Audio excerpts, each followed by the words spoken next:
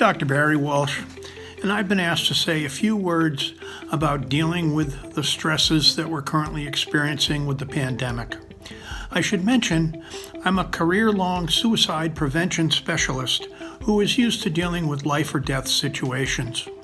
And I found that it's particularly useful in dealing with such situations that one be compassionate, have a calm demeanor, and be strategic. I believe the current pandemic requires those same kinds of characteristics in us.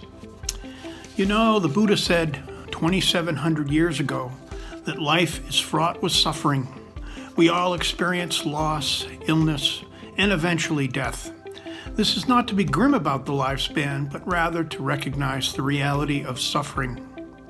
The Buddha said a way to deal with such suffering is to turn away from one's self and self-aggrandizement and ego, and instead focus on being loving and compassionate towards others. A great and wise teacher that I once had said, the definition of compassion is not that it's a feeling or a demeanor. Rather, it's a call to action, a commitment to relieve human suffering. In preparing for this brief talk, I gave some thought to the types of challenges that my parents and their generation and my own generation have experienced during our lifetimes.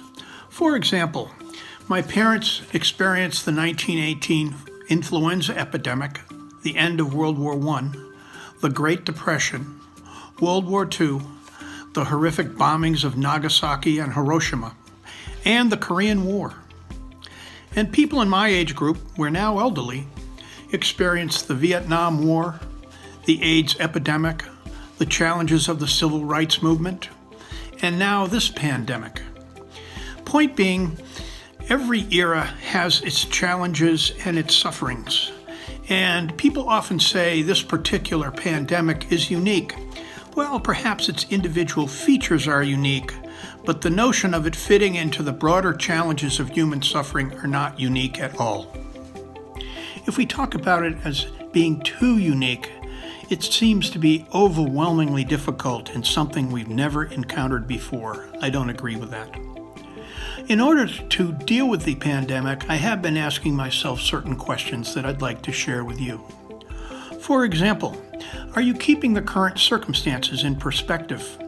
Are you responding to the crises that emerge with a calm presence? That seems to be helpful.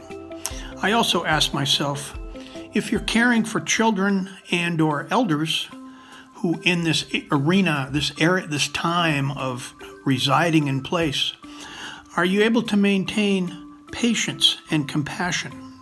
And especially important, are you caring for yourself in order that you continue to care for others? Have you established a predictable routine and order to your day?